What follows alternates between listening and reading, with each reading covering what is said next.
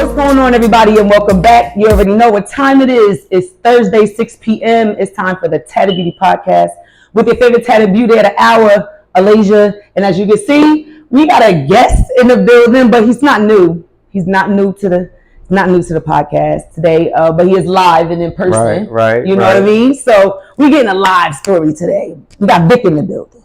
If you remember, that was episode what? 10?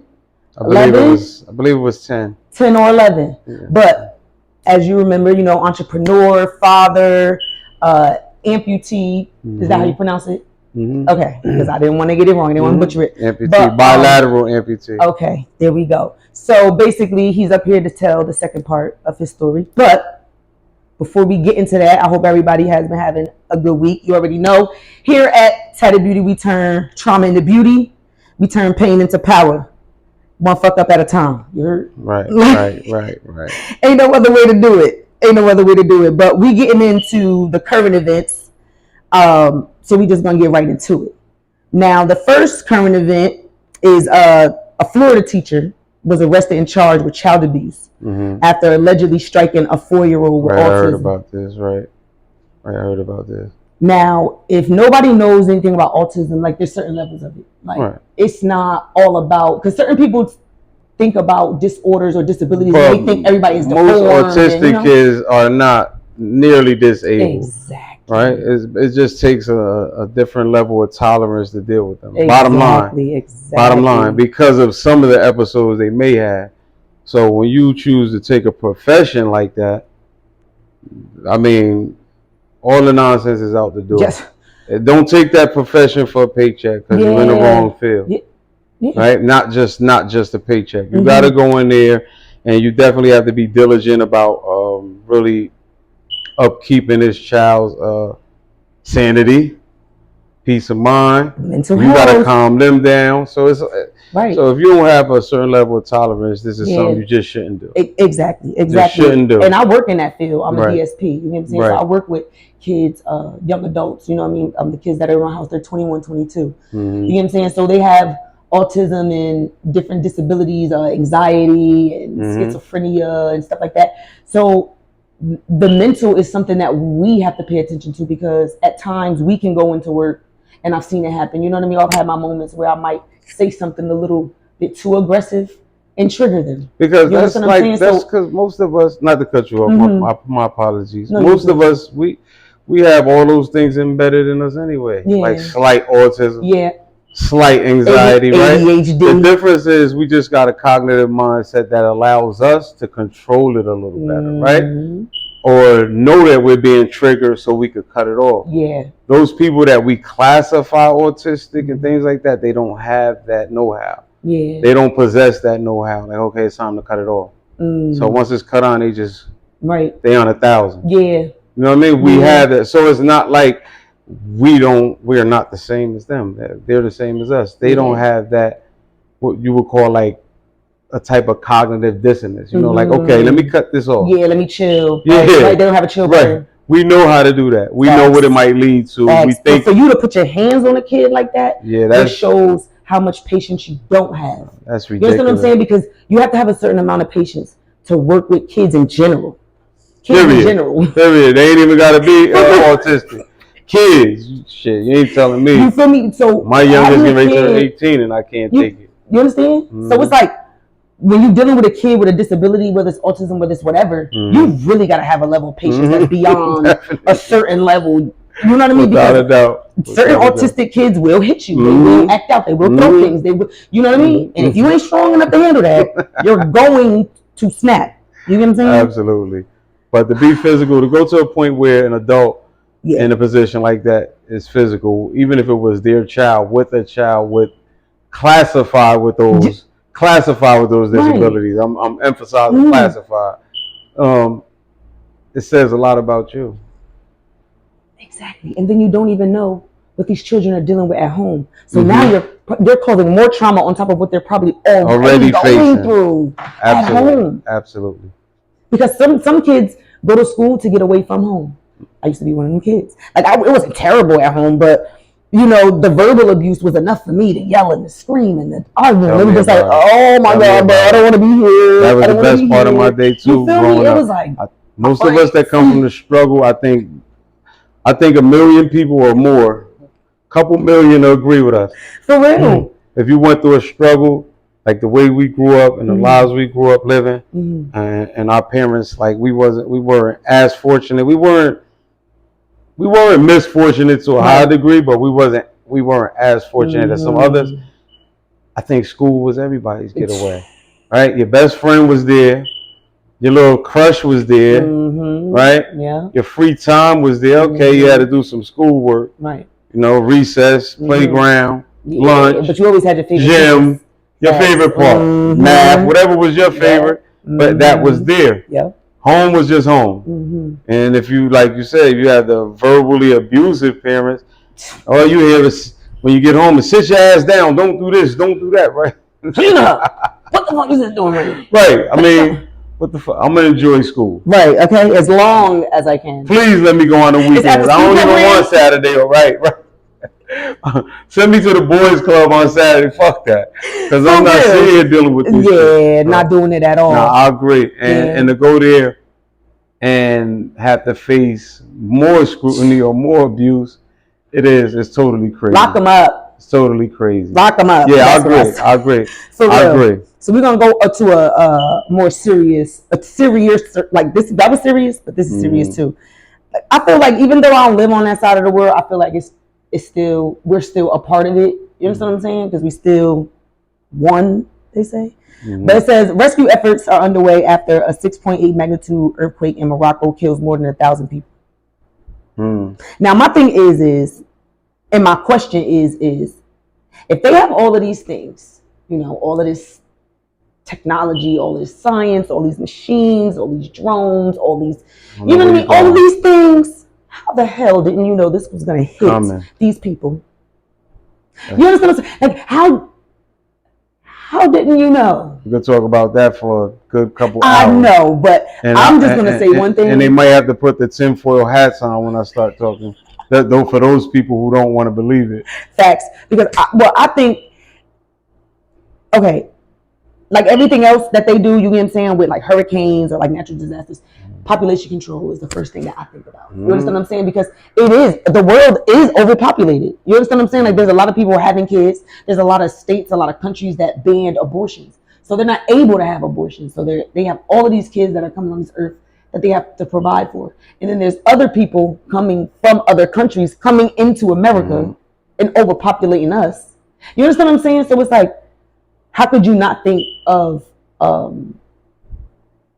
population control in that sense? You understand what I'm saying? Like COVID. I don't even want. We don't got to get into it, but I'm just saying. I'm saying like I don't want to get into it because that is really. That's a whole nother podcast. Like we can actually do. We can actually do. And whatever other people think, we're entitled to our thoughts based on our belief because of our experiences. And that's it. So they can take it and run with it. They can ride with us or they can ride against it. It doesn't matter. All content is good content. But when it comes to things like that, just the one thing you said, how can they not know? And people are misled by it being called a natural disaster. Right? Once you label it that, or I hate to say this for those that are religious, but I'll tell you I'm not. So my apologies to those that are. But once you become religious, they definitely have you believing that whatever God you believe in causes all these things, right? Right. But I just don't see the common sense in the God you believe in causing these disasters that's causing more harm than it's helping. But then you saying, oh, the God you believe in works in mysterious ways, or we're not going to question it, or right? So me, I got my own set of beliefs, right? And my set of beliefs is that majority of things that occur over time, man has learned how to control. You're not going to tell me they haven't. Technology that they possess is far beyond what we know. You better believe that. True, man. Let me tell you something. When they talk about these aliens, did you hear about that? Yeah. They literally verified what we already knew. No, it was already told. You feel me? We're ready. And ain't nobody even budging. Right. Everybody just like, well, whatever. But that's what I'm saying. So with things like what you just said, whether it's population control or it's just a type of I want to word it correctly. Like, power struggle is too layman, but to just show how much power they really got, whether it's an experiment, who knows? But I definitely don't believe that these things are natural disasters. Nah, right? I think they're created. Exactly. And if they're not, like you said, with all the technology, you don't know what's about to occur. So you can't take a greater precaution instead of sending FEMA or whatever the hell it is they send in after the damage is done. Why not save these lives? Right. Exactly. Right? Yeah. And if the power they believe in exists the way they do, wouldn't that want to save your life? Right. So you're telling me in this mess there were no good people? No really great people? Nobody couldn't get anybody out. This is what I'm saying. There was no extraction plan, yeah. None. Yeah, no precaution. You couldn't get any of these people up out of there. Like none of them. Not going with it, like. We're just gonna move on. All right, like you said, that's a whole nother situation. All right, so moving right along, it says, now this is Roblox. Now you know the kids is into Roblox or whatever, but now they made a new feature which says 17 and plus verified people. They have a 17 and plus experience now, which means thousands of adults will meet for the first time in Roblox dating experience and subsequently from real life relationships. So it says Roblox plans to add a dating feature for users 17 plus. I don't like that. You want to know why? You want to know why the first reason why I don't like that? Because I got a 17-year-old and she plays Roblox faithfully. She's a kid, like when I tell you my daughter still plays like she still plays Minecraft, Roblox, stuff like that. You get what I'm saying? Like she plays that faithfully. Even my niece and my nephews. And you're a parent. You understand what I'm saying? So there's no way in the world I let my child play Roblox anymore after they add that. Because like you open up the perfect lane for grooming. We were just talking about that before. That's all that is. Yep. That's all that is. Another way for so show me the relevance. And the best way you can articulate it on why Roblox should have a dating app. Come on. You know what Roblox is geared towards and what majority of Roblox players' ages are below 17. Come on. And not for nothing. I've seen a lot of, I don't know if it's statistically true, but from what I've seen and from the things that I've experienced in my life, you understand what I'm saying? Like a lot of gamers, like die-hard gamers and stuff like that, are pedophiles. Some of them are pedophiles. Look, I'm not gonna lie to you. I believe you. Opening up, you can send a lot of pedophiles go on these game sites and stuff like that to meet any kids. Site they know. You give them any site that they know has children. They find a way in. You feel me? Whether it's the fake name or that to Roblox. Come on, bro. I don't know. So are we conspiracy theorists? Do we need the tinfoil on our head? With some things it's just self-explanatory, but you have people that would rather be lied to than told the truth. Facts. Right? But I say shut that shit down. It's easier for them to accept the lie. Nah. And don't embed it into a person's subconscious over time. Right? Now it becomes what we call learned behavior. It's embedded in your subconscious, so now it's learned behavior. Now it's second nature to do these things. Like search all the sites that I can find with underage. I don't understand. What the fuck does a child do for a grown ass man or woman that you need to find them? You know what I'm saying? Absolutely. It's not like it's a kid that's in your circumference or in your energy. No, not You're even finding that. Other people's kids. But even that, like, here's the thing about that shit. They're grooming them to how I want to put this properly. They're not a younger person looking for an older person. Right. Fine. An older person want a younger person. We're not talking about that. Right. We talking about you grooming them into a whole lifestyle. Yeah. Right? That's really more traumatic. Yeah. In a negative aspect, right? You're actually misleading the hell out of this person, and you're abusing them. Like you're abusing them. There is no love amongst it. There is no, and consent is really it's a sticky situation. Yeah. You know what I'm saying? Consent is a sticky situation where we know where we come from. Younger females most times want the older male because of materialistic shit. Facts. Right? The older male or woman that is really not in a significant relationship, most times that people will act like they don't agree, they want somebody younger. Okay, right? Whole different situation. Whole different situation.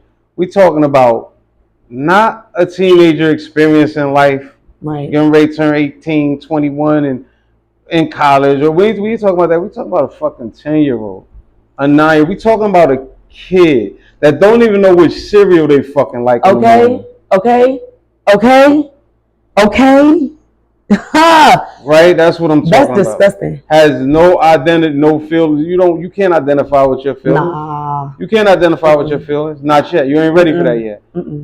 Especially how to place them after something like that. You get what I'm saying? Like even after it happens, you still don't know because you feel like talk about it. You feel like it's a game because I've heard certain kids, certain stories. You get what I'm saying? Like, oh, they said we were playing a game, or come sit on my lap, or that's what I'm saying. See the difference in that. You feel me? They can't make the conscious decision because even at 25, some of our decision making is still fucked up based on where we've been or how well we've educated ourselves. Meaning. What lesson? Because some of our education is not necessarily a curriculum. Right. It's what we take from the experience, not just the experience. Yeah. So at 30, it's still some people making fuck that. It's niggas at 50. Fuck that. That's what I was going to get into. This motherfucker's older than me. I know. Still sitting around talking about, yo, I ride past and they say, come chill with me, come get a drink with. Nigga, I did that at 21. Yeah, where? Here? You want me to come sit on that crate by the liquor store? Do I look like that type anymore? Oh, you change shit? I'm perfectly fine with I change. I'm perfectly fine with that. I definitely have. I act different. I know. I live different. I do. Mm-hmm. I live different. Yep. Are you ready for it? Yeah. But I'm saying all that just to get back, not to get off track, to get back to that. That's what they're misleading them in a different aspect. You know what I'm saying? It's no care and concern. It's no I'm protected. It's no it's something I love about you. They just have a thrill. They're seeking a thrill, and their thrill is a fucking kid. Yeah. And they gotta know the internet has been a gateway to a lot of evil shit. So for y'all to open up that, let us get 1 million followers. We shutting Roblox the fuck down. Nah, serious. Not for real though. Yeah, that's fucking crazy. Anybody tell me they disagree? Put it in the comment section. Please come on. For real. A dating app on Roblox. Come on, y'all. Come on. Come on. And they be talking on there because I catch my niece and my nephew talking. Yeah. It's a social site for kids. That's fine. Let them socialize. They got their own space. There's nothing wrong with the internet. We're in the new age. Like all the people my age, some younger, a little younger and older, had all these things to say, negatively. There's nothing wrong with it. This is how a lot of us are changing our lives. What you're working on now, what I'm working on, and helping people change their lives through the internet that we would never reach, right? Some of our businesses prospering because of the internet. So it's what you use it for. Right. Nothing wrong with it. If they're kids and they have a safe social space, safe. What's wrong with it? Safe. And then that's building their brains up into something different because depending on how long you stay away from your children, not to keep dwelling on this, but this is like this such a different but depending on because there's a lot of parents who don't pay attention to their kids. Not saying that you don't take care of your kids, but don't pay attention. Right, not as a tenant. You could be in the house with them, but you let them close their room door. Like in our house, we can't have no fucking doors closed. You understand what I'm saying? Like that was a rule of my father. Like you don't pay no bills and you're not keeping no door closed. Keep that door open. You understand what I'm saying? Because they needed to know what was going on, and sometimes you do allow your kids to close their room door because you want them to have that privacy now. Yeah, as they get older, like especially with your girls as a father. Exactly, you feel me? As a father. But then you gotta be on top of shit because they do shit behind your back. Absolutely. You understand what I'm saying? Because I know when I was younger, niggas had a house phone in their room. Their own phone in the room. What? It was a big difference. Big difference. But it was certain times when I couldn't be on the phone, but I used to sleep. Absolutely not. Your parents go to sleep sometimes. And I used to have them times when my room was pick that motherfucker up while you want it and embarrass you, right? Let's talk about it. You on this phone? You on this phone? I wish you come down here and wash these damn dishes. Hang that shit up. Look, you embarrassed as hell. You talking all grown on the phone, flirting with your shit. I'm gonna call you back after. Yeah, this is a different era. House phone, right? Yeah. Now the next day at school, you look and you like, I hope he don't say nothing. You better not say nothing. You better not. Because 9 times out of 10, I'm not calling you back. That was a different era. We're gonna get off that. We're gonna get off that because that was a touchy subject too. Yeah, it is. We both parents, so if we talking to any parents out there, let's boycott that. Right. I'm with that. I'm all for that. I'm not a video game person, so I can't speak on video games per se. But that, hell no, I'm good on that. Now this is a hilarious one. Lionel Richie has been inviting Diana Ross to sing with him. You said Lionel Richie first. It's got to be funny. Good. So he's been inviting Diana Ross to sing on stage with him for the last 37 years, but she kept saying no. So on stage at his last performance, he said basically, I've been asking her for the last 37 years to come sing with me, and she over there singing "Happy Birthday" to Beyonce. He said, "Pissed me off." I say, yo, first of all, I did not even know he was that funny. Number one. Number two, what is the beef, Diana? I want to know what the beef is. Yeah, because if you're asking somebody for 37 years, and when you talk about all-time great artists like them, they had that from that era. Like that's my mother generation. Right. So of course I grew up on it, but they had a different type of love. I'm at the awards, you jump on stage. It appeared to be. Let's say that, because I like to be clear, because I don't have a gullible mentality. I don't have an ignorant mentality about things. I have my own belief, like everyone in this world does. Right. Some of us share the same, but it appeared that, I guess it's always been business, but it appeared that they had more of a bond in those days. Yeah. You know, with the We Are the World shit. I mean, they did. It was more collaborations. This is what I'm saying. Yeah. So, what the fuck did Rich do? Let's get to this, like, so what the? I didn't even know what he did because what did Lionel Richie do? 37 years is a long time to be saying no or just ignore somebody. So I'm pretty sure she didn't respond. But no response is a response. Absolutely. So what you think? What you think he did? I don't know. Maybe he's attracted to. I don't know. It could be a bunch of things. Lionel, we need an explanation. Yeah. What you do, Lionel? We need an explanation for real. We need that. Wow, this is my boy, all night. This is Lionel. I mean, Diana Ross ain't supporting my boy, but you fucking with the Beehive. I don't believe that. Listen, I don't even know what to say. I don't know what to say about that one. The Beehive took over. She done went on tour and took over the whole goddamn world. I'm talking about the entire world. Blue Ivy taking it from her. She is gorgeous. Blue Ivy taking it from her. She grew up to be such a gorgeous little young lady, and everybody was so judgmental of them not doing her hair, not doing certain things with her. You understand what I'm saying? Like, that little girl, first of all, that little girl got more money than all of us. She established. Well established. So first of all, she was a billionaire before she turned 1. She established. The song "Cry," you know that song? Mm-hmm. That was her crying. The baby. Oh, the background. The baby. Yeah, behind the vocals and song "Cry." I never knew that. Well, I just found that. I'm a Jay-Z fan. Like, Jay-Z is my man. I just found that. I didn't know that. I really didn't know that, man. Like, I didn't know it either until I ran across something because they was talking about Blue Ivy. And it said, and it was like, I bet you didn't know. Hell no, I didn't know.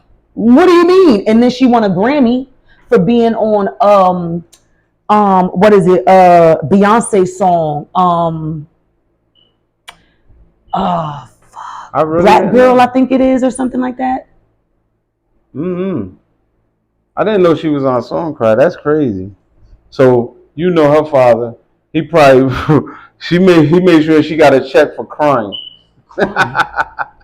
We gonna use this shit and we gonna get my baby paid. You heard? That's it, and that's the fuck all. I love that. No other way to do this shit. I love that family dynamic though. You feel me? Like my dad used to tell us for a long time, like, you know, keep it in the family and keep everything just like tight knit. That's what you're supposed to do in business. He used to explain to us about like how Hispanic families do it and stuff like that. And you know, us being me, I can speak for myself. I'm not going to say me, other people, but me, I was just like naive to it. I'm just like, Daddy, why are you talking about Spanish people? We black. You know what I'm saying? It's like, what, you know? But it's good to observe that, like, because that's what actually gave me, like, you know, a person to ask a question like, who are you? Right? We was taught the typical response in school, right? This was embedded in us or throughout, even with some of our parents, be yourself. Well, who is yourself? I'm saying it like that because I need to say it like that. I know it's not proper grammar. Just listen to me. But who is yourself? And my answer, I'm a little bit of everybody. It's times when I'm even the women I ran into in my life, just not the energy. Just not the. I learned how to, prior to me growing into the man I am, I was raised by women. There were no male role models, right? In my family, literally none. Wow. So I even had the attitude like them, but that's the part I got rid of. Like, I'm not quick to react. Females more react on their emotions. No matter how, even the ones that like they try to suppress their feminism and be more masculine, they still emotional. This is a natural dynamic. It's not right. It's a natural. It's okay. It's a natural dynamic. But you know I'm gonna go off into something every time we talk. It's a natural dynamic, like right. So I had to realize that I'm a little bit of everybody I ever came in contact with. Like I preserve most of the best parts of people for myself, or what I want to distill back into the world. But the wrong parts about people, in my eyes, they're wrong in my eyes because it can be right in their eyes. What I don't want to do, I also keep with me. You know what I mean? So that's how I'm a part of everybody. So when they ask who am I, I'm a little bit of everything I've been through, everyone I've been around. I'm a little piece. It may be the way you speak, it may be your hand movements, whatever. That's just keeping it simple. But even with business decisions, what you just said your father did, is what actually inspired me. Was we grew up in the inner city, and it's using the word dynamics again, there's a dynamics to it that we adapt to and we believe is life. Because that's all we really know when we say that. Until you go abroad, whether it's travel or the people you meet. Me looking at other cultures coming here doing it, Latin, Asian, Arabic, is what said to me, spoke to myself. I said, self. Myself said, Right. Myself said, yeah, I answer myself. What are you going to do? This is what you're going to do, self. And I had to start doing some of the things they're doing and realizing there's nothing wrong with what they're doing. They're looked down upon or they're criticized because our people, especially the people older than us, only have one set of beliefs. And it's what they were taught. Even with religion and everything, it's just embedded in you so much. Anything you practice for a while, you may not be able to flip a card with 2 fingers really well. If you keep doing it, we're saying something as simple as that. You're going to master it, where I'm going to come in like, how do you do that? That's all. So we have to do things like that with our lives as well. Business, family. And I took a page out of their book. Why not? And you notice, why the fuck not? You look at something like people criticize like a community like the Jewish community. Are you crazy? Their belief is their belief, but look how tight knit, and they make sure every one of their people is good. Get ahead. It's good. Y'all hear that? It's so much more in depth. Like now, I'm taking a page. Now my kids work at the store. I hired other people to get people in the neighborhood jobs, but the next one opening, my son is opening. I'm opening the store, but he's running. Like now they're involved. And the more they practice business and entrepreneurship with me, it distills down to their children. Now we have a generation of wealth building. You heard me, and that's breaking generational curses. Right, breaking paying it forward. Nobody ever owned anything in my family, ever. Nobody owned anything. And when I say own, I got a different perspective that on the last segment I want them to hear. Like when I say own a house, if it's $600,000, write the check for $600,000, not mortgage. Right. I'm talking about owning like that. You know, your own businesses. Right. It's your business. Right. You can't leave your child a job. Not saying a job is not what it is, but let that be the beginning of something different. I worked, you know, I had to work before, I had to struggle before, but you can't leave a kid a job. Facts. You just can't. What you heard that you can't leave your kid a job, and that's what I'm working on. You know what I'm saying? Like, and that's what I made this platform for. You know what I mean? For people to just understand and know that you can come from the bottom and start from nothing and learn everything. Like you said, you just take certain things from different people. You get what I'm saying? And you just make it your own. You feel me? And that's what I'm learning. You feel me? It was like I said, just being around so many different energies. You know what I mean? It was like I kind of harbored them the wrong ways. You get what I'm saying? Instead of taking the pieces that I should have been taking and flipping them. You get what I'm saying? It was like I'm an empathic person. I'm a very compassionate person. So I feel a lot. You understand what I'm saying? So it's like, learn how to get out my fucking feelings. Yeah, look at your heart and mind. Yeah. Look at your heart and mind like as a digestive system, right? Like the same way, like if you eat a physical meal right now, right? Your body takes the nutrients it needs, a certain amount of sugar it needs, a certain amount of vitamin D, whatever it needs, and your body's just built to do these things. It takes the nutrients you need, and you know what happens to the rest, right? So your body knows what it needs for this, for that, for this, for that, right? To go up, down, in or out. And get rid of the rest. Okay. But y'all already know what sound that is. All right, so am I taking it or you taking it? I'm taking it or you taking it? Y'all know what time that is. It's time for so isn't it shady? Or who picking up the shades? Me or you? Like I said, it could be anything funny. I know. Shady, anything you feel is fucked up. I got so many different situations. I'm trying to think about. I said I already gave him one with us last segment. I was trying to think of another because that would be perfect for it. But then after I told him what I told him, you told him what you told him. So now we don't got. That was the shadiest, funniest part. So you want me to take it? Yeah, you take it. All right. So boom. Put the shades on situation because I got one. All right, good. I got one. Okay. So isn't it shady how how they say the saying, you're not black if you don't eat hot sauce? Right? Now the shady part comes in for that for me because I was traumatized as a kid with hot sauce. That's why I don't fucking eat it. Oh, you don't eat hot sauce? I do not eat hot sauce. I don't eat nothing spicy, sir. Hold on. We can't finish this interview. I gotta go. We can. And I gotta go. No, we don't. Because listen, I'm going to tell you right now the story. Listen. Okay, all right. Listen to the story. Come on. Listen. Come on, I'm listening. Okay? Boom. Picture it. I'm about 4 or 5. Now, this was the last time somebody was ever able to babysit us, okay? Lady, very sweet lady. But her grandkids, bad as hell. Okay, right. But we was all bad, you know what I mean? So we was all running around the fucking house, and you know what I mean, fucking shit up, whatever. But you know, back in the day, they used to have the hot sauce in the jar that you had to screw off the big top. You feel me? And you had to like take a spoon of that motherfucker. He's running around the house chasing me with it.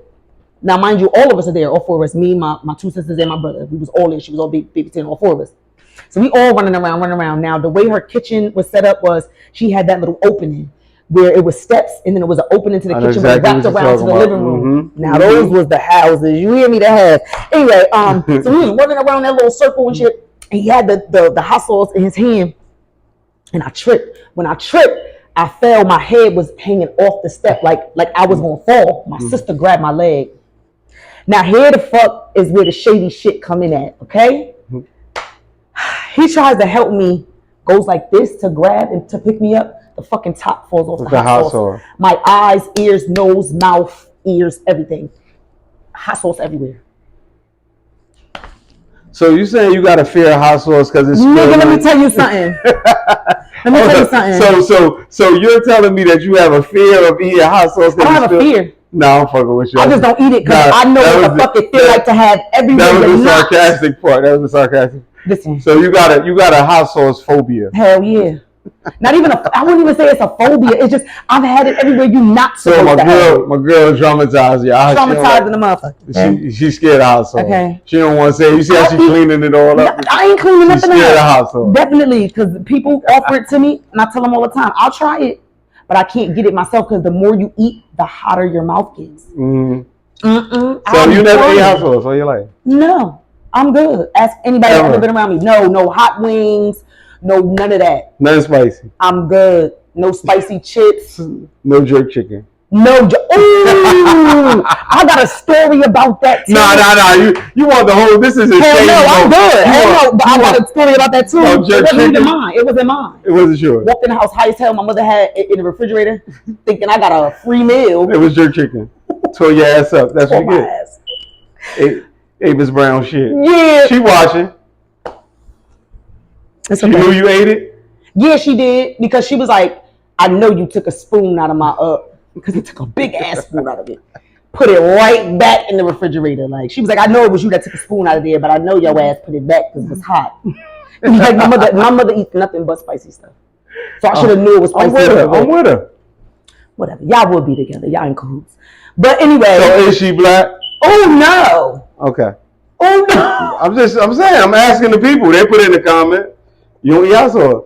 Because I know when they say something about chicken, they ain't lying. Fuck they talking about? Talking about chicken, watermelon, all that shit. The shit that's supposed to be racist. They ain't fucking lying. Nah, they not lying. Call me the most. Man, I'll be controversial on this internet. They're not lying at all. No. Not at all, because I love it. Which one of us don't? I'm guilty of it. I don't care. Watermelon is my shit. She the first black I know that don't like hot sauce. So you're the first one that don't like chicken. Yeah, you the first that I know ever met that said that. Even if they say just a little bit, they say just a little bit. So you really the first person. Like I don't eat it on my. You the first person that I met that I know. I'm sure some out there, but I don't know. Everybody I know, they like hot sauce. Everybody. Well, shouts out to y'all, but I can't. It's too hot for me. But moving right along, because we want to get into this. Okay. Yeah, let's get. We made it to episode 20. Baby, yeah, it was a little it was my fault. Listen, we passed that. You understand me? But it was my fault. We here, and I'm appreciative for you being here. Like I told you before, this is a work in progress. You know what I mean? Like this is me just being my authentic self and just giving others a platform to really speak to the people. You understand what I'm saying? Because I've said on another episode that you see a lot of these famous people with podcasts and stuff like that. Joe Budden, shouts out to them, B. Simone and Breakfast Club. And then they have all of them have podcasts. And yes, you can relate to them. And yes, people get inspired by certain things that they do. But I feel like having people like me and you or others, you know what I mean, that are still in the community, actually reaching out to the people, I feel like that's more of an impact. You understand what I'm saying? Because we don't go home to 6-car garages and billions of dollars. And you understand what I'm saying? We still trying to make a way. You understand what I'm saying? Even if we have made a way, or like yourself, opening up businesses and owning homes and stuff like that, we still are living in it. We're building, yeah. You understand what I'm saying? So I feel like we're vessels for those people that necessarily don't have the mental capacity to make it out of where they at mentally to even get started. I agree.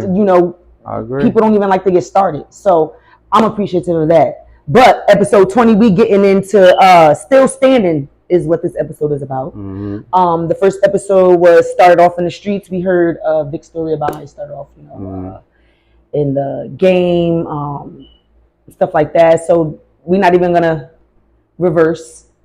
If you guys want to see that, check out episode, I guess 10 or 11. Right, I believe it's 10. I believe it was too. But today, this episode is called Still Standing because, as we expressed in the beginning, you are a amputee. Bilateral amputee. So, right. For those of you who don't know what that means, right? If you don't understand, I mean, we all, feel that everyone should know that, but a lot of people don't. I'm a bilateral amputee, meaning I have both legs below the knee amputated, though. So that's a bilateral amputee. So, how now? I'm all about mental health, growth, stuff like that. I know that had to play a real crazy part in your mental. You know what I mean? And I'm only saying that from my perspective because of who I've known you to be. I can't speak on your perspective, and I'm gonna get that in a minute. But just seeing you be such a, you know what I mean? Sociable person, and just like always just out, and always in your zone, not loud and not, respectable, stuff like that. It's just like to not see you, you know what I mean? And to actually find out that you were dealing with what you were dealing with when I actually seen you. I think you were home a year, after. About 2 years, like 2 years. I think, and I saw you, and you just was like, "Yo, Lay, I'm dealing with da da da da da," and I'm just like, "What?" Like, what do you? And this was way before you got right. I was already because I was already dealing with a health issue. Yeah, so I was a juvenile diabetic, so. Like, okay, so I was gonna say, when did that start? Yeah, my diabetes started in it started when I was young. Then, as I was growing up, like from about like 9 to maybe like 17, I have no more issues. For a while, I didn't need medication. And why do you think you didn't need medication no more? It's just a progressive disease with some. With some is diet, and majority of people actually can't control diabetes to a high degree with your diet first. Right. But some still need the medical supplements like insulin. I'm still not. Here's the thing. I'm a type 2 diabetic. I was just about to ask. Yeah, I'm not insulin. So what's the difference? Because I don't really know the difference between type 1, type 2, type 3, type 4. Like, what levels? Your pancreas, what it is, your body actually, your pancreas creates insulin. Insulin is in your body already. Okay.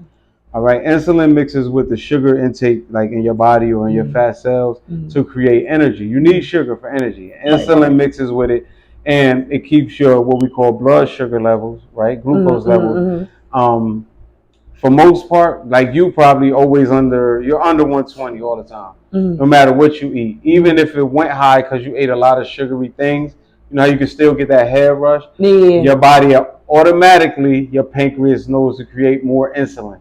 Right? So that's all the injection is what your pancreas doesn't create. So there are some people whose pancreas shut down, so they have to, that's insulin dependent, which is type 1. This is a way of simplifying. I'm saying it simple so everybody understands. Right. Type 2 is more so unbalanced, where sometimes it creates a lot and it'll be low. You have low blood sugar, which is actually one of the worst things you want to experience. I'd rather it be high any day.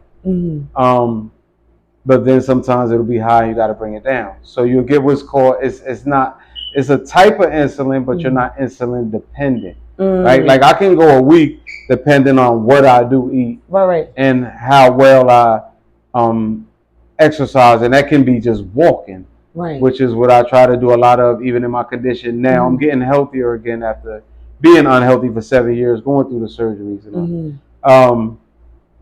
So type 2 is like it's a little easier to live with and bear with because you don't have to take a shot. You know, so that's like the simplest way to put it. And so were you dealing with that in school too? Like I actually was. I was in school and I was medicated with a pill. I didn't even know that. I thought like this is new to me because I thought you figured that out. You know, like most people do when they get older and stuff like that. A lot of people, I know my dad, you know, he waited until he got like older to check on shit. But some people don't become diabetic until they're older because just like all other organs, the pancreas is shut down as you get older based on some of the things you probably have done to yourself already in the past, whether it's alcohol or eating unhealthy or, you know, lack of exercise. Right. So, but sometimes it still doesn't shut down until you get older. That is fucking weird. So it is. It's just like anybody. The body is, it is. And the more I went through, the things I went through, like I'm not well educated in medicine or any of that. But when I was going through the things I was going through, it made me start reaching out and researching. And I didn't want to be a Google researcher. I really wanted to know. Right. So I started reading into certain things because there were certain things I had to solve on my own. Like since the surgeries, the irony behind all this is since the surgeries, I've not been having problems with the diabetes. You know what I mean? And the surgeries were because I had an infection that actually spread to my foot. And to make it simple, they gave me antibiotics to try to cure it, but your foot is the furthest from your heart. Right. You know what I'm saying? Right. Like when they put PICC lines in your arms to give you the antibiotic, it pumps, your heart pumps it out, but it can get to your thigh. Mm-hmm. It may get to your knee. Right. But to get to your foot is like such a small amount getting there. That's another way of simplifying it. And it just started becoming unbearable, like the pain, lesions, what they call them diabetic ulcers. So it's like a boil, but it'll fill up, and if it gets infected, which is what I went through, right? I had it on my foot. They tried to save the foot by just amputating a toe or two. It was that kind of situation, but it got to the point where like they gave me the suggestion, like maybe you should just have it amputated. They didn't I know, say, bro. Let me tell you something. They didn't say I had to. When you told me that, I was like, "What?" He was like, "Yeah, I gotta get my legs amputated." What? I still couldn't register. But do you remember how I said it to you? This is what the people got to hear because we ain't talking about mental health. Shit. I don't. This was like. All right. What year was that? 2017, 18? All right. Here's an honest question. Did I appear like I was stressed or just like this? Just like this. Like you was calm. It was like he didn't even give a fuck that they was taking his legs. And I'm just like, that's the point of getting exactly. What do you mean they're taking your legs? Like what? What do you mean? I'm gonna talk about that. Like what do you mean? Like it was a shock to me because like I said, and I want to ask you a question. Anything as well because like I said, just coming from what the person that I've always known. You know what I mean? Like just so. You would never think. You understand what I'm saying? Like you would be dealing with something like that. You understand what I'm saying? Like not to say it doesn't miss anybody because sickness doesn't miss a soul. If it's for you or you dealing with it, it is what it is. Right. But it's just I get it. I get exactly you don't wish those things upon your people. You understand what I'm saying? It's like what the fuck? Like why? Like what? Like huh? Like, you know why we feel like that? Because you just asked me a question at the top of this little time we're talking about right now that I won't forget that you asked. Trust me. The stigma is that it's a handicap. I just walked up 2 flights of stairs. Yeah. People can't do it. But it's not because they lost their legs. You asked me about mental health. We're gonna that. I won't go anywhere about that. I got a couple videos I did about that on my channel. The thing is, it's how you view yourself mentally. It's what you believe you can do mentally. It's what you set out for mentally, right? We always talk about this mental, this mind controlling the body. It's the truth in every aspect. That is not something to be taken lightly. It is not a cliche. The reason why I said it to you and wasn't stressed because I knew what I was going to do after already. I saw what some people did as amputees. I saw them running a race. I saw them swimming. I said, with all that, knowing all that, with all that said, and all that being seen, I said nobody is attacking the mental health part of it. But I wasn't an amputee yet. After becoming one, but for you to know that going into it, you were already 2 steps ahead. Right. For the aftermath. But after, the thing is, the strength you always see in me and how you always see me. And how most people view me or how I'm viewed or I'm the go-to, I had my times when I questioned life. Or I felt like I ain't want to live like this. You know what I mean? No matter how much I was prepared mentally until it's actually there, I sat up on the bed and forgot I ain't have legs. Tried to get out the bed, fell on my knees, caught myself, but it's things like that. Right. With adapting. There's pains you go through. It's called phantom pains because the nerves that were attached to your feet are still in that limb. So it feels like you have your limb? A foot. It feels like your foot hurting. Wow. You can't massage it. You can't. So it's really some type of pain medication, whether it's ibuprofen or oxycodone, whatever you're prescribed that works for you. So there are all these few things that fuck with your mental health, right? And me, I'm never gonna kill myself.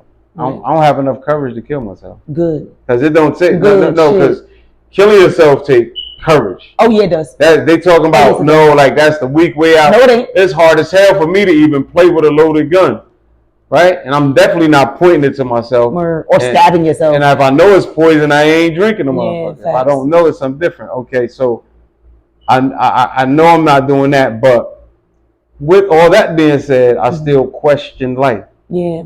And I've never questioned life. I've been through worse situations. You don't seem like that. Shot at, locked up. Right. This is what I'm saying. And there's nobody that'll ever believe it unless I tell you. Right. Because the moment I went through that and shook it, probably was only 20 minutes for me.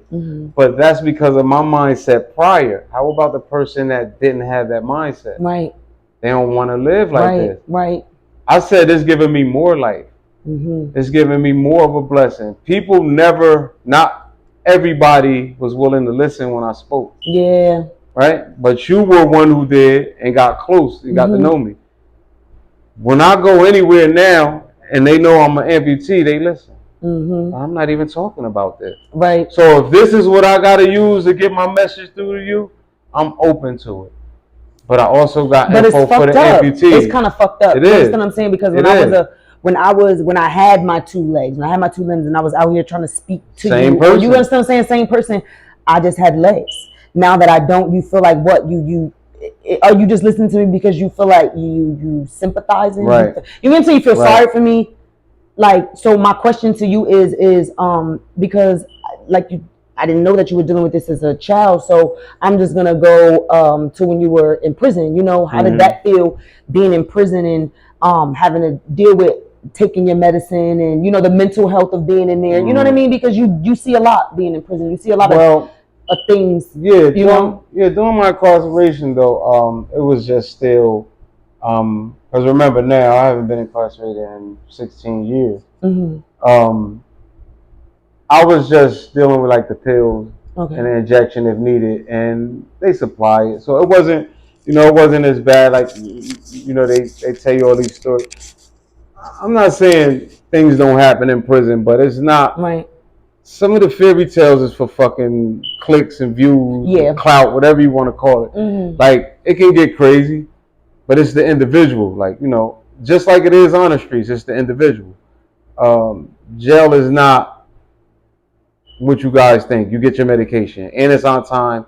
They call you in a timely fashion. If you got to take your medication 4 times a day, you're called 4 times a day. Because you hear a lot of stories, but that's why I asked, because me personally, I've been locked up, but I haven't been to prison. Right. You know what I'm saying? So I don't know that kind of life. And again, like you said, it's just a stigma that's out there that prison is just so bad, and it's so dirty, and it's just so filthy. And I've seen it. So why the fuck people come home looking better than they did before they left? Skin looking crazy, glowing. Come on. No more acne. Healthy because they got time to think, time to read, time to eat. They deal with time management in there, right? Even though they're calling you for mess, which to go eat, or they're, it's not, they tell you when to take a shower at every prison. No. Right. Some is open showers. You got dorms, you got single cells, and those, more lockdown facilities where you have more lifers and people doing 30 and 40 years, and they're locked away. Then it's like that, but it's not like that everywhere. So your health doesn't decline because you're in jail. It's your mental. Your health declines because you ain't taking care of yourself in jail. I tell people all the time. People say that because I've seen a lot of people come home from prison. People from my block per se, and they would tell me like, oh, them pills drove them crazy in there, and I would be like, but was it really the pills? You understand what I'm saying? It's like, because I've taken Benadryls and shit, and they leave you drowsy, but I don't choose to stay in that drowsy feeling. You understand what I'm saying? Like, and I feel like that be them chasing that feeling again, to be numb. And once your tolerance builds, you taking more and more. Exactly. You feel me? And people used to look at me like I was crazy, and this was when I was younger. And people used to be like, you're bugging, like you reading too much into it. And I'm like, no, I'm not. I'm really not, because I've never been a person that takes pills to be different. You understand what I'm saying? Never feel bad about. Never, ever. So that's why I was asking you. You know what I mean? How did it feel being in that environment? You get what I'm saying? With people that you probably saw wasn't taking medication. You know what I'm saying? That people that wasn't taking care of themselves. Was that more of a push for you to take care of yourself? Oh, absolutely. Or that was just something that's a great question. Absolutely, because you see it around you every day. But that's not just in jail. You know what I mean? That's right here every day. I mean, still every day. Like my businesses are in the neighborhood where I did my madness at. So I'm highly respected there. But you're giving back at the same time, paying it forward. You understand? Right, jobs and everything, exalted in a sense. Facts. Like not being funny, really exalted and respected. And I'm like still the go-to guy, but now I'm the favorite uncle. Everybody know if they come to, they getting it raw. You know what I mean? Like they know they come to me, they can't prepare for what I'm gonna say. Right? It's gonna be the most honest view I could give you. I'm not saying it's law or I'm totally right, but my views are based on the experiences I've seen and been through. So I still see it with people not making the right decisions for their health. Facts. Whether it's abusing alcohol, some abuse weed. They talking about marijuana it can be abused, especially when you smoke weed and start looking like you smoking fucking crack. Man, let me tell you something. I don't get that because I know certain people that smoke weed all their life and they get bigger. So what are you doing? What are you doing? And I know some of these people really only smoke weed. Yeah. But you know, any of those things, like you just said about the pills, like I especially feel for the motherfucker taking Oxycontin because I was prescribed it and didn't realize how heavily medicated I was. And if I had an addictive mentality, like to just chase the high or the feeling I like, because first I needed it for the pain, then I started liking it. Ooh, but I was prescribed, and the people out there know when I say this, it's serious. I was prescribed 30 milligrams 4 times a day. 30 milligram pills 4 times, and I was taking them because it was a prescription, and the doctor didn't give me the spill about how it led to heroin abuse for a lot of people, or how addictive they really are. They put that little, or maybe you should have cut them in half. Bullshit. That's how I had to wean. I weaned myself off them with no detox, with no. But the shit was crazy. I couldn't even eat in the morning before I took the pill. Shit was crazy, like. What? I really became addicted. What I did, the funny thing was I asked a brother older than me that I know got clean from heroin. He was on heroin for years. Since I was a kid, since I knew him. He cleaned his life up. And I asked him, 2G's father. I asked him, I said, yo, what is this feeling or that feeling? He got me on these Percocets, and I know when I'm taking them, you know how dope heads used to look and leaning and the fiends, and I'm like, okay, do that sometime, but I'm getting used to it now. I take them and I don't get dizzy. It just take the pain away. I don't get the lightheadedness, but I can't eat before I take them. He straight up told me, like I would tell somebody else. He's like, that mean you're addicted. Oh my God. Right? For the moment. That's wild, crazy. So to find that out. I said, yeah, my body is. But I tell you one thing, my brain, I'm not addicted. I'm done with that shit. He like, oh, you might need detox. I'm like, nah, I'm good. You know, we call him Big Unk. I'm like, I'm good. Said, I'm good. I know what to do. Did exactly what you said. Instead of taking the 30, I went straight to cut them in half. Facts. So I took a 15. Now here's the thing.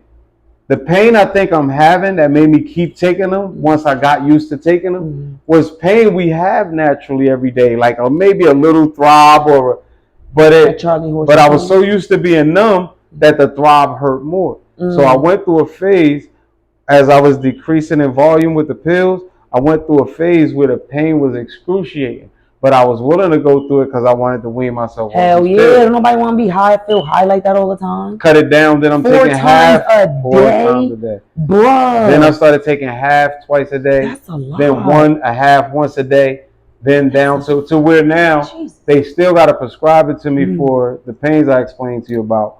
But it's taken in moderation and when needed. Right. You know what I'm saying? Yeah, got you. So that was a crazy battle that also sent me through another motion as far as my mental health. How did your kids feel when they found out? You know, everything that you were going through when you had to get your legs amputated. You know, from them just seeing daddy, you know, just being so interactive and, you know, just. I think they're actually inspired by me. You know, and I think every kid should be in some way by their parent, right? Naturally, now, I'm saying when they found out. But I think because of the way I took it, and because of how I think they were more worried about how I felt. Because you're the strong one, so they like, Daddy, what's up? Right. You good? And when they came to the hospital and I'm joking and laughing and talking about, I want designer prosthetics and, you know, the shit that I really meant because I got them now.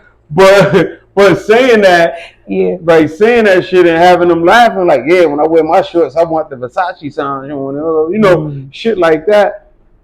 Just to say, and you know, I want one with a picture with all of us on it because you can get anything printed up and put on. Facts. And I'm like, I'm customizing it in my head, and you know. So you had. I got them more. Yeah. So if they did go through something, I think it's something they'll tell me. My oldest son, I think they'll tell me probably later. You know what I mean? Yeah. Probably like dudes, later. Anyway, I feel like harbor things a little longer than females. Yeah. Yeah, so I feel like if they do feel something out, because like you said, they saw you be so strong. So it's like, oh, that's what they said. You've been saying, he a man, I'm a man. I see my father, I'm not about to be no bitch. Right. You know what I mean? They said that. I can't be weak. Yeah. You in the fucking bed laughing, especially my oldest son. You in the bed laughing. That's your twin. Oh my God. I be walking in the store sometimes, I be like, I thought you be having a hat down. Yeah. He was like, we come up here. He said it was funny because I had the surgery done in PA because you know I got a house up there.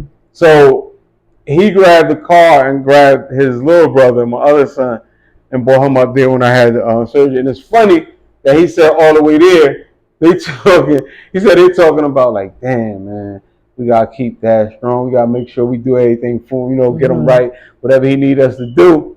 He said he get up the motherfucker up there. I'm cracking on the nurses. He said he heard my voice down the hall, literally like a movie, like I'm joking with the nurses. I'm talking about this bed. They got a fucking bed that spin so the doctors can see. They don't walk around. I said, this some high tech shit. He said, I thought you was hard bugging. I said, hell no, the bed spin. What? They didn't know I was like really serious, but I'm saying all this. I'm like, look, I'm thirsty. Get these damn tubes out of me because I'm serious because I hate oxygen tubes. But for me to be like that, and it made, especially them two. He said, once we got there and heard you, he said, I just looked at my son named Shy. He looked at Shy and Shy looked at him and was like, the fuck? They just came and smiled. Because first of all, they came and smiled. What's up? But that just shows the level of mental that you have. You understand what I'm saying? Because you could have easily been depressed, sitting in the bed, you know what I'm saying? Like just waiting to harbor off of their energy. Right. You know what I'm saying? Because I feel like a lot of people do that too. And I commend you for that because I also have a friend that's dealing with, you know, gun violence. You know what I mean? She was shot in her neck, so she's in a wheelchair right now. You know, she's paralyzed from the waist down. And it's just like,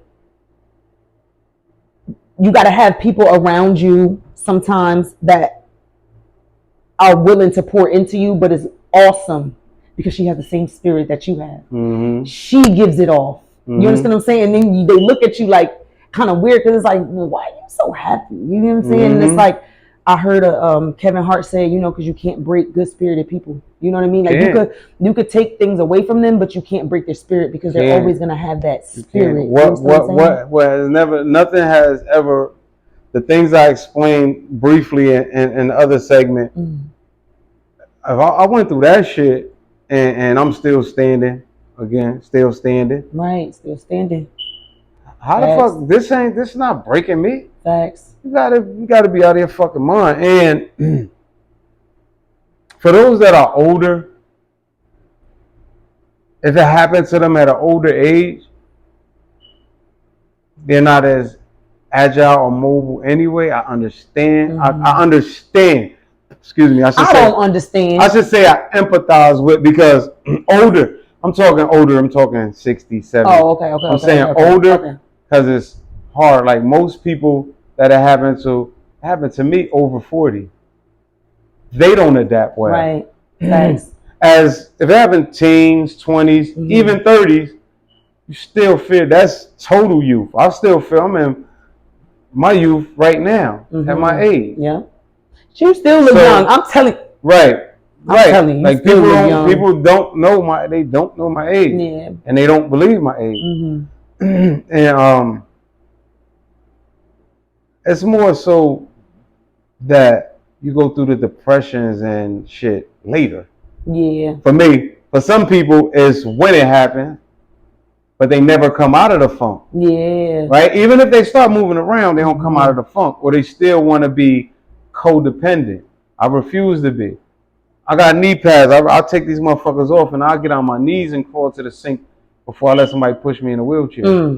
Literally. So would you okay, because most people would say that's like a pride thing. It is. Yeah. It's totally pride. Okay. Remember, I'm unorthodox. Okay. I say what the fuck it is. No, I'm just saying because I got a pride thing too. Absolutely. I won't ask nobody for a But here's the thing. What's wrong with pride? Nothing. And there's nothing wrong with it, especially if it motivates you to progress, right? I don't have false pride, meaning I'm hungry and Lay got a loaf of bread. I don't ask you for 2 pieces of bread. Facts. The help I need, I'll accept. Why the fuck do I need help if, like I just said, I gave you an example. Why do I have to bother you if I don't have a wheelchair and I want to go to that sink? And I feel like I want to go on my knees as long as I can still reach the motherfucker, right? Right, joke. You know, I tell the best amputee jokes. That's a whole nother segment. But as long as I can reach the motherfucker, right? Why I can't put these knee pads on and crawl the fuck to the sink? And if you got a problem with doing that, you got false pride. I don't give a fuck how you look at me. I can't change it. Right. If I took these motherfuckers off right now and sat here and swung my nubs, I don't give a fuck how you look at me. I can't change it. Facts. We gotta adapt to it. Right. So if you accept me, you say you give a fuck about me, you care about everything about me. Even if. Right. So when we're in the mall, you want to walk fast, I'll meet you at the food court as you finish. Because I'm walking through the mall now. I used to couldn't take but 10 steps. Couldn't come up steps. Couldn't do that. Had to learn all this shit. But I'll build a world that's moving at my pace around me. And you have to. I don't try to move at the pace of the world no more. You heard that? Feel me? Did y'all hear that? You got to move at your pace, not the pace of the world. Right. You know what I'm saying? The world is always spinning. The world is always changing. You understand what I'm saying? Like the world ain't going nowhere, basically. Is nowhere. What you're saying. You feel me? Move at a different pace. And you are constantly changing. Oh, because you said that. You feel me? I need a few minutes. What's up? I want to read something. Because we got on this topic. It's crazy. What you reading to us? Of course, you know I write a whole lot of different things. Sometimes it be motivational to send to people. Sometimes it's... So listen to this. I want you to specifically really tune into this, but listen to this, everybody. I never understood the phrase... Let me see when I wrote this so you'll know that I didn't... Okay. Where's the date? I wrote it... Oh, I wrote this August 23rd. Okay. At 12:19 a.m. So you know that's up late, right? I never understood the phrase, the turtle always wins the race against the rabbit. Yet now at this point in my life, I truly do and would like to share the way I view this statement. Most of my life, I was the rabbit, getting off to a fast start and reaching the finish line of many short-term goals, feeling as if I had achieved a milestone, but for many reasons, losing it all. Then the moment is over because of the rush put on these goals, losing most of what I thought I had won. The life of a rabbit in the wild. The life of a rabbit in the wild, and I put emphasis on in the wild because I'm sure you all will get my point. If you listen to the other segment, I was a rabbit in the wild, and a lot of us are in the streets, running real fast to the finish line. We are all living in the wild. The life of a rabbit in the wild is 2 years. Remember that. It's a reason. Remember that. Remember that, Lay. The life of a rabbit in the wild, really quick, off to a quick start, but they live 2 years. While although the turtle doesn't move nearly as fast, because I don't anymore, and you might not like you used to, it is known that they can live up to 150 years. Did I make a point yet? I ain't finished. Wow. They move slowly, carefully, and at a constant pace, reaching their goals not nearly as fast as the rabbit, but still achieving success eventually.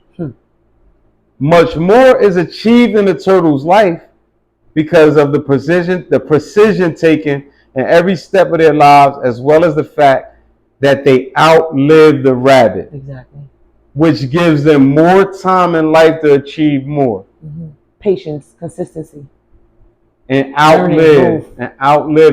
When we talking about outliving in our lives, it doesn't necessarily have to be physical death.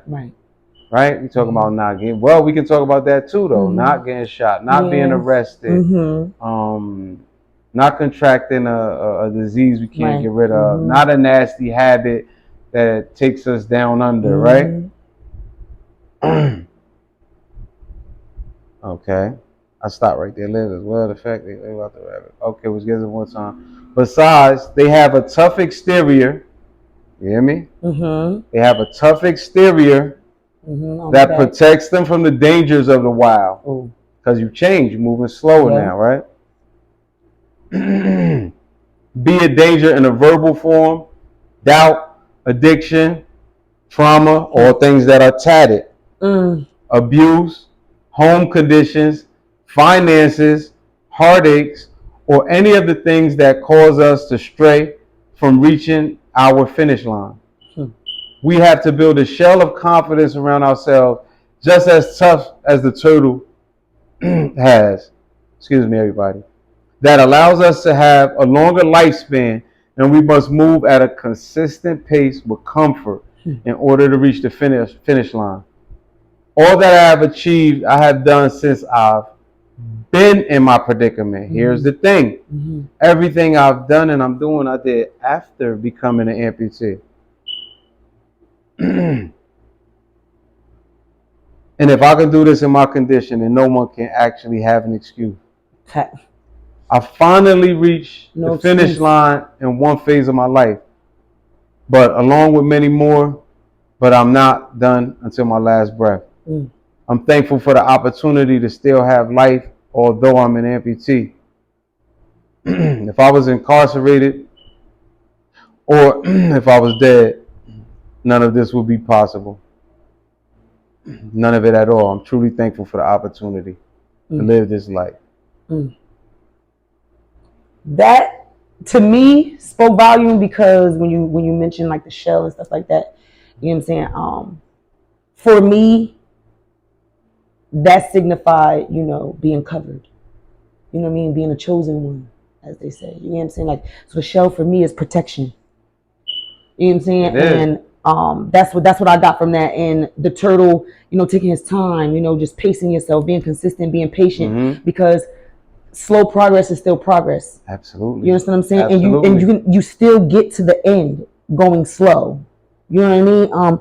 But I feel like you have more time in going slow to figure out what you need to figure out, your flaws. You know what I mean? Take accountability for what you didn't do, what you can't. You know what I mean? What didn't happen? But how you took certain things, and I feel like that spoke to me because that's where I am right now.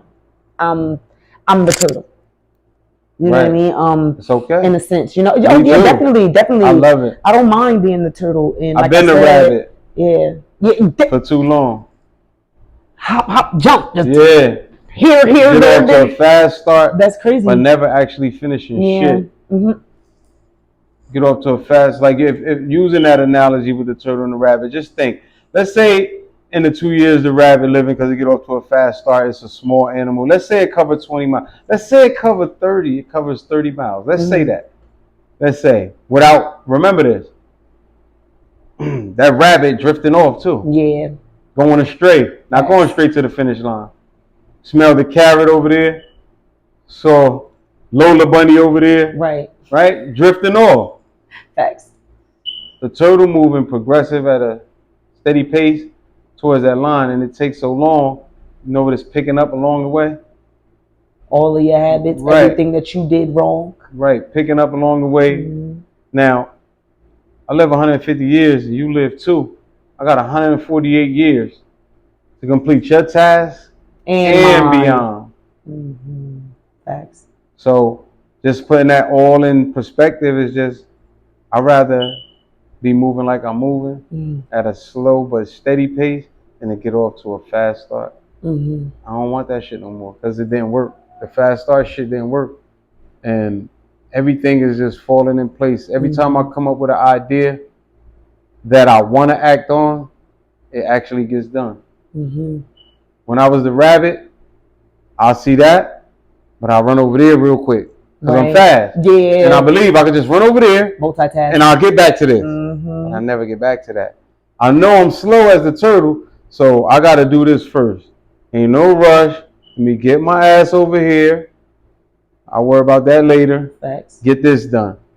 Now, after I finish that, I'm going to drag my slow ass over there. But I can make it there. And as soon as I feel danger, I go in my shell. Mm-hmm. My shell is my mentality or the way I view things now, how I look at life. Mm-hmm. And I cover myself with that shit. And that's my protection. Yeah. From incarceration, death, fatal illness. Mm-hmm. And it's working out. Yeah. It's working out. So what? Dang, I just lost my question. It's okay. That means it's a great interview. For real though, right? I'm just into it. I'm just looking like, well, what's next? What's next? No. But any advice that you can give to anybody dealing with an illness, you know what I mean? Whether it's, losing a limb or, you know what I mean, mental, anything like that. Because again, everything is mental. I don't care if you got all your limbs, bro. It's mental. I don't care if you have all the riches you feel like you have in this lifetime. You understand what I'm saying? And you coming from the street life and, dealing with an illness that could have took your life, basically. You know what I'm saying? Like, I remember a time when you told me you was dealing with, what was it? The bed sores. Mm-hmm. Yeah. You know what I mean? And that scared me. Yeah, you know what I mean? Because I've known somebody that has experienced that, and they were like huge. You know what I mean?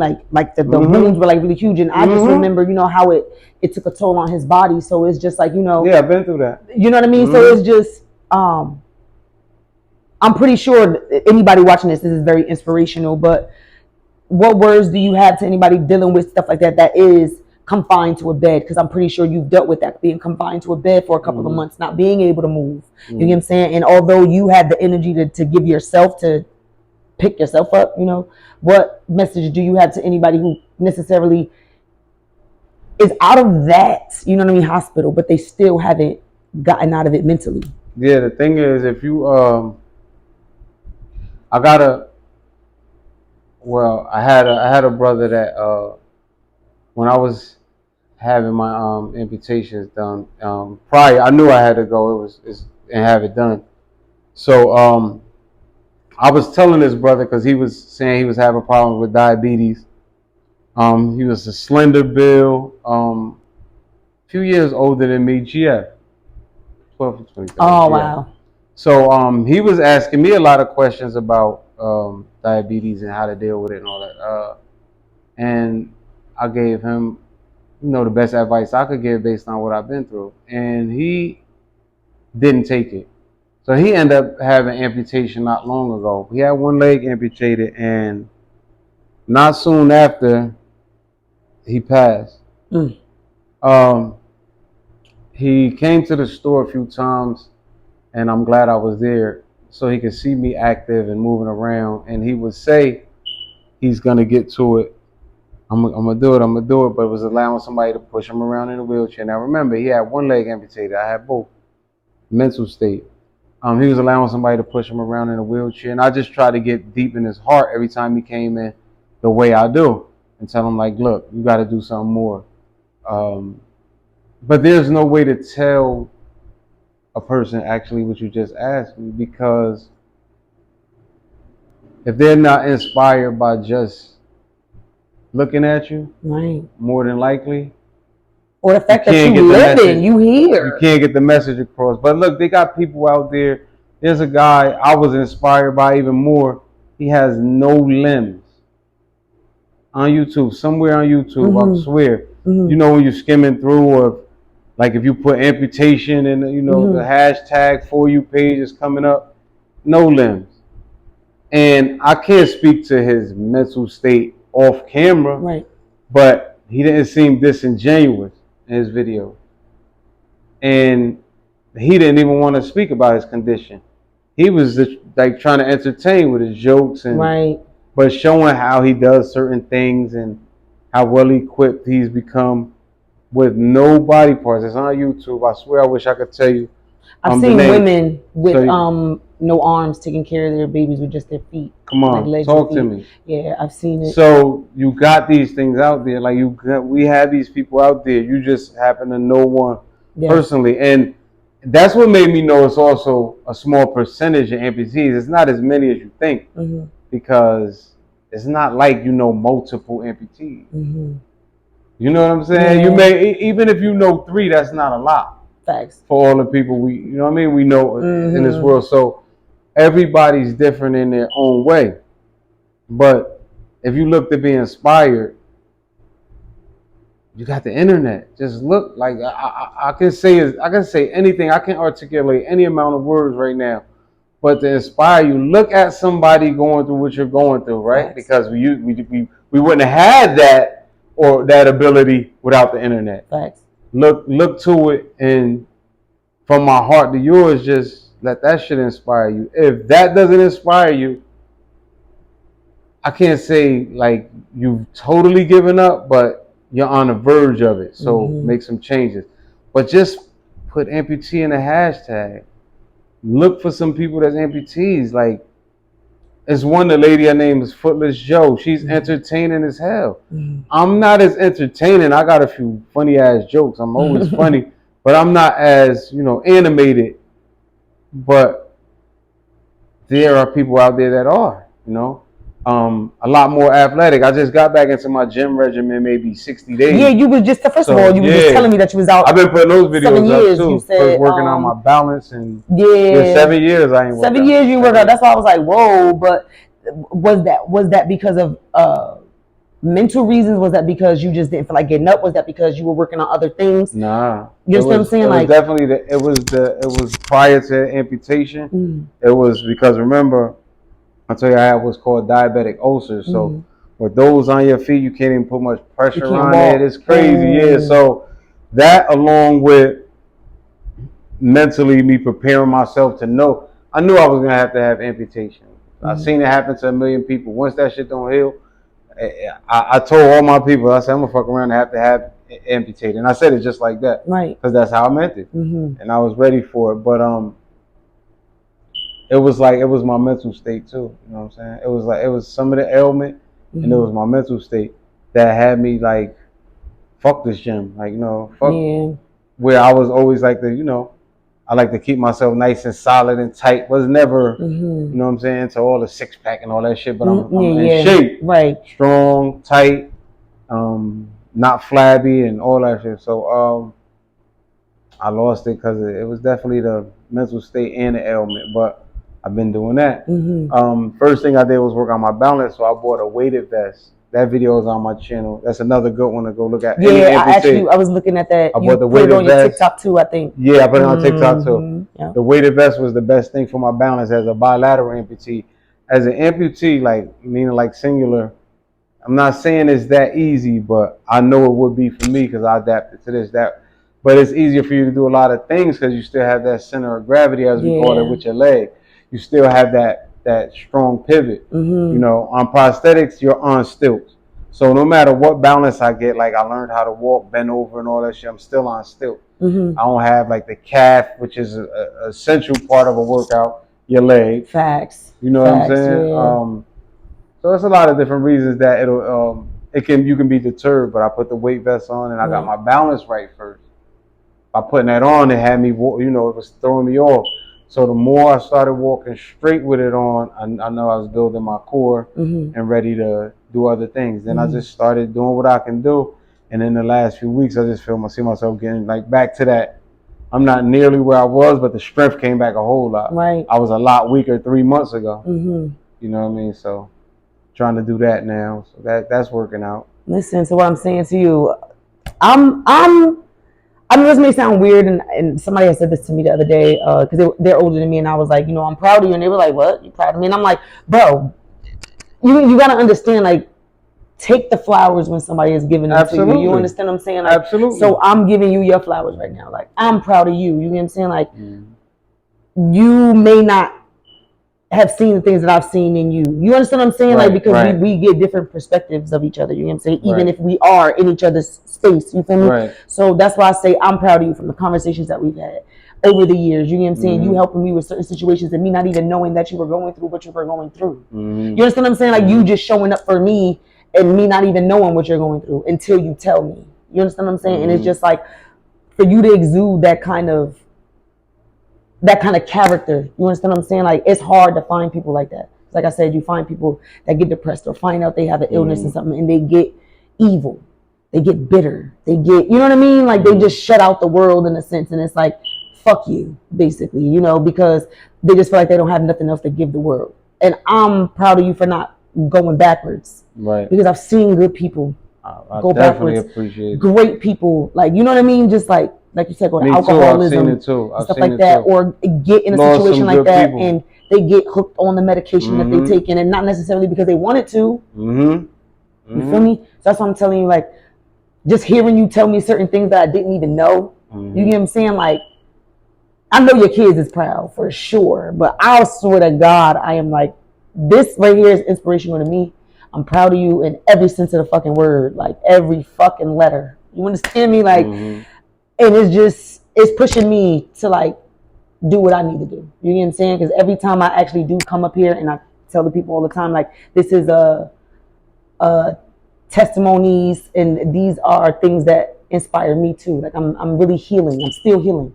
Right. So hearing your story is healing me too. You understand what I'm saying? Absolutely. Like, filling in areas where I necessarily thought, you know what I mean? Like, I had it, but it's a different thought process behind a lot of stuff. You went through different things than I did, but it caused the same trauma. You understand what I'm saying? And I need for people to understand that you don't have to go through the same things for people for it to cause the same trauma. Not at all. You understand what I'm saying? Like, and for you to be out here doing the things that you're doing, we're gonna get into that next episode. I don't really want to get into it too much, but for you to still be a part of your community, for you to still be giving back, for you to still, you know what I mean, to open up I'm not even gonna say it.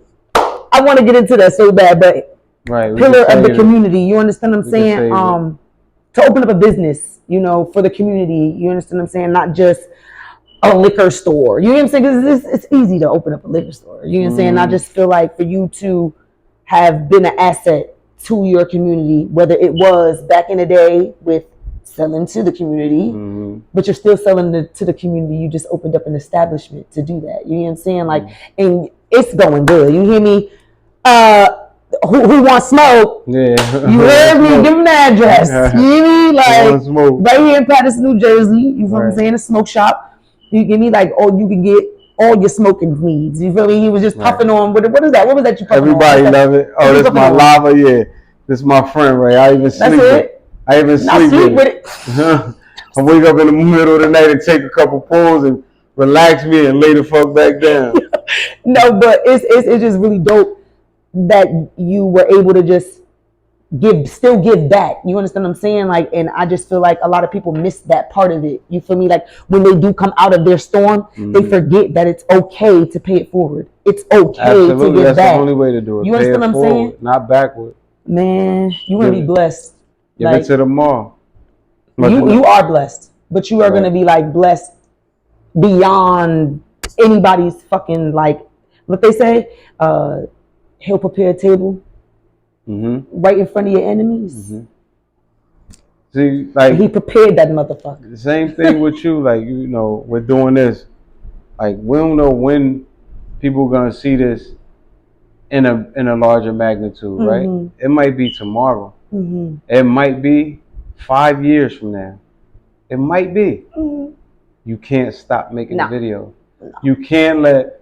If I could get my ass up every day, yeah, it's her show, but this is what you need.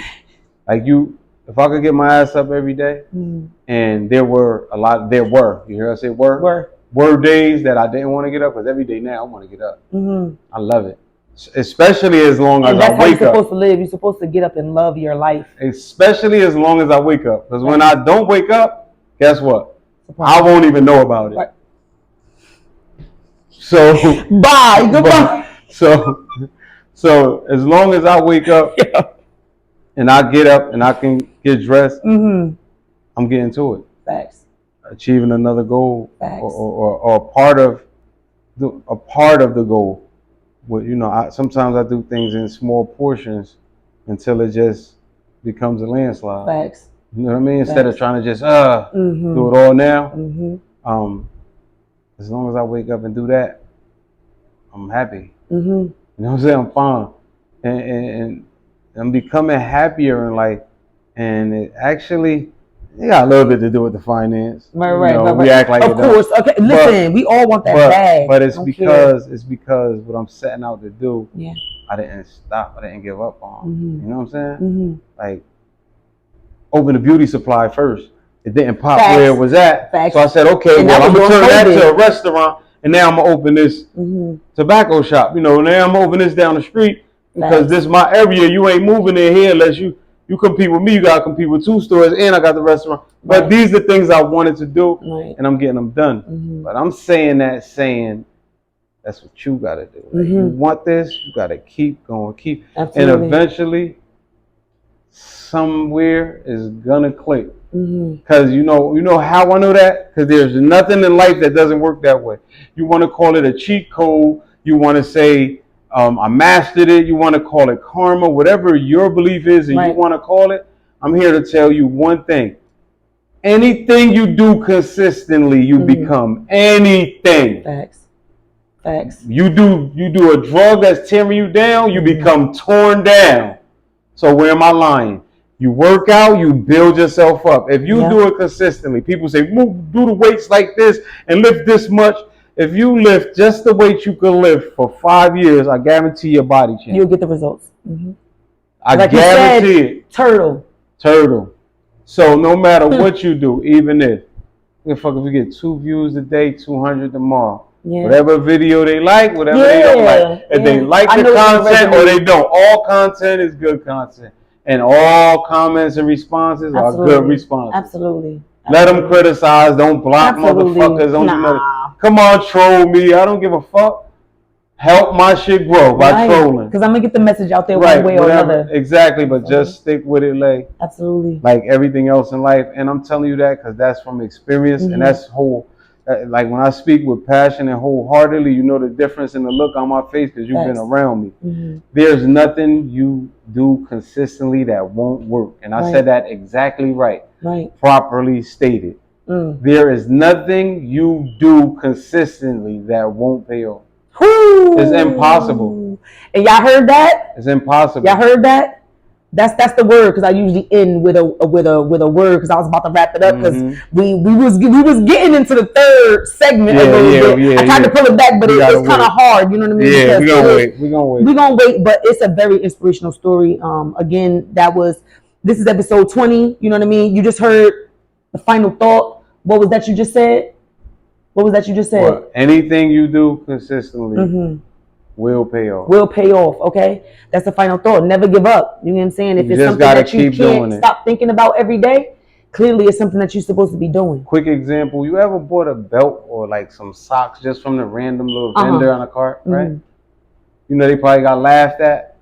Probably. And they said they're going to sell socks, but you go into a wedding and everything closed and you need socks. So their consistency paid off. You know. The sock man, where the belt man at on 8th Ave, right? You're looking for these people. Consistency. Just keep doing it. I'm telling you, especially if it's dealing with progression, just keep doing it. Absolutely. You heard it here first from the OG himself, Vic. What do you want to go by? Vic. Oh, okay. All right. VIC. I know. Because you know it was coming. You know that VIC. But I can call all that, so it's still the same. All right. The most classic one is some of my people they be like Victor Moan Jr. I'm crying. From the fucking movie. Because it's Vic. They be like Victor Moan Jr. That shit is hilarious. Victor Moan Jr.'s son. Yeah. It's Victor Moan's son. Victor Moan Jr.